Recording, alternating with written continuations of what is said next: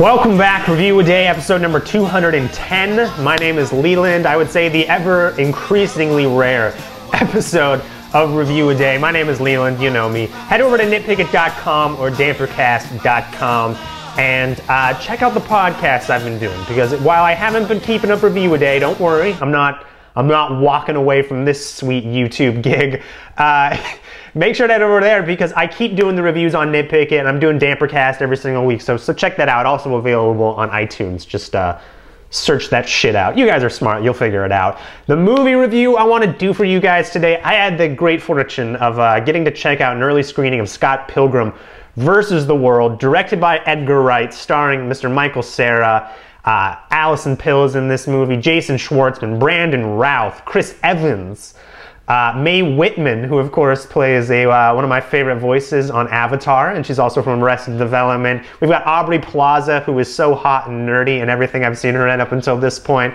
We got Kieran Culkin in this movie. We've got a really kind of awesome, rad cast of young actors under the direction of Mr. Edgar Wright, who of course was behind Hot Fuzz, Shaun of the Dead, something I hold very near and dear to my heart, and of course Spaced with Edgar Wright, or no, Simon Pegg and Jessica Stevenson. If you haven't seen Spaced, quit dicking around, get it on DVD, blind buy that shit. It's a great series. It's one of my favorites that I hold in that same little place in my heart where I hold The Hills and, you know, the original version of The Office and Buffy. Spaced is terrific. You really got to check it out. This new movie, Scott Pilgrim, of course based on the really great series of small graphic novels written and drawn by Brian Lee O'Malley, Scott Pilgrim.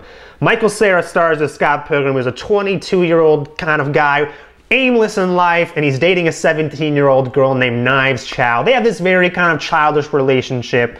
However, one day Scott runs into a really cute American girl who's wearing rollerblades. She works for Amazon Canada, and he kind of strikes up a little bit of a relationship with her. But get this, you guys. She has 7 evil exes that Scott Pilgrim has to battle in these kind of video game, manga, anime-style battles. There's fireballs, there's lightsabers, really over-the-top action, and Scott Pilgrim has to defeat every single one of them to win the affection of Ramona Flowers, the girl of his dream.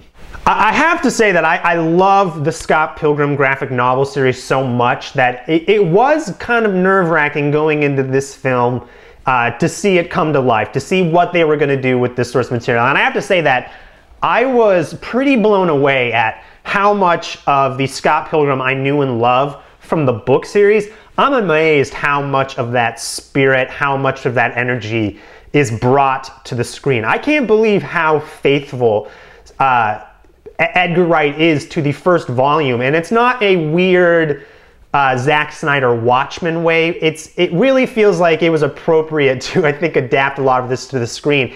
And while it feels like the Scott Pilgrim graphic novels, it also at the same time feels 100% like Edgar Wright. I mean, it feels like Spaced. It feels like Shaun of the Dead and Hot Fuzz. There's all those quick pans that you know and love from him. And I think the comedy in this movie, it's one of the funniest movies I have seen all year. It's up there with Cyrus in terms of movies I've laughed at, and I would also say MacGruber. Like, Scott Pilgrim's probably one of the funniest movies I've seen all year. And it's not that loose Judd Apatow improv-y style of dialogue that you're really used to seeing.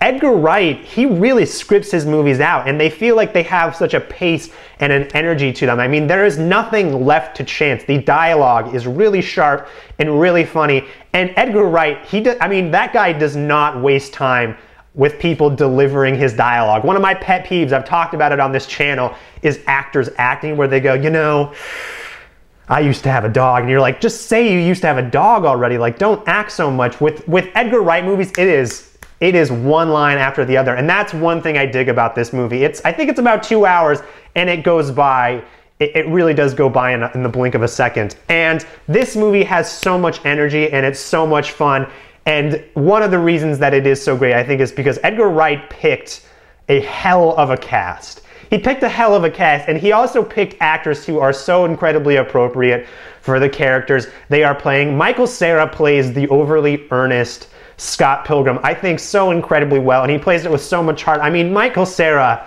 is the real deal, you guys. He is incredibly talented for his age, coming out that young at Arrested Development and being so funny and being one of the funniest guys in the room since he's been around. He's the real deal. I think Allison Pill, who plays Kim Pine in this movie, Kim Pine was always kind of one of my favorite characters in the book. She plays it so perfectly, so deadpan, and so fucking cool. I love the entire cast of this movie, and seeing Sex Bob-omb come to life was awesome. Just getting to see them rock out together, I really had a blast. I will say if there's one thing that I think is kind of interesting and maybe I don't love about Scott Pilgrim is that the thing that makes it so unique, which is it's a relationship story with these crazy fight scenes, is that by the end, the fight scenes just kind of become, you know, kind of a summer blockbustery action fight scene thing. And I kind of just was waiting for them to get over at some point because I knew once the fight ended, it was going to get back to Edgar Wright's dialogue and these characters,